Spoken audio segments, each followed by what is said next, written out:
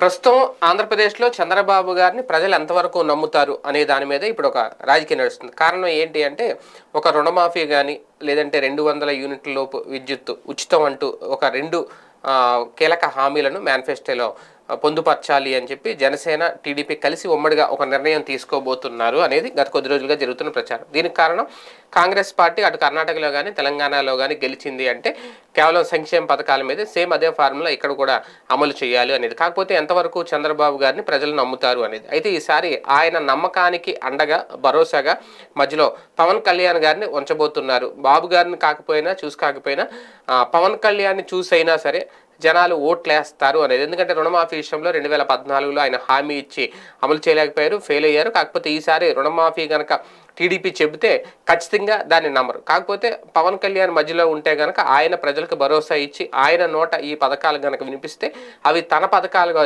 చెబితే ఖచ్చితంగా నమ్మే అవకాశం ఉంటుంది అనేది. కాకపోతే కాంగ్రెస్ పార్టీ కూడా ఆంధ్రప్రదేశ్లో ఇండివిజువల్గా కనుక బరిలోకి దిగితే ఖచ్చితంగా వాళ్ళ పథకాలను వాళ్ళు పెట్టుకుంటారు. ఇప్పుడు తెలంగాణలో ఏవైతే రేవంత్ రెడ్డి అమలు చేస్తున్నారో అవి ఇక్కడ చెప్పే ప్రయత్నం చేస్తారు. లేదు వాళ్ళు కూడా వీళ్ళతో కలిస్తే మూకముడిగా అవి ప్రకటించే అవకాశం ఉంటుంది. ఏది ఏమైనా ఇప్పుడు నమ్మకం అనేది చంద్రబాబు గారికి అండగా కొండంత అండగా భరోసాగా పవన్ కళ్యాణ్ గారు నిలబడబోతున్నారా ప్రజలకి చంద్రబాబు గారికి మధ్యలో టీడీపీకి మధ్యలో? అది ఎంతవరకు ఆ కూటమిని గెలిపిస్తుంది చూద్దాం.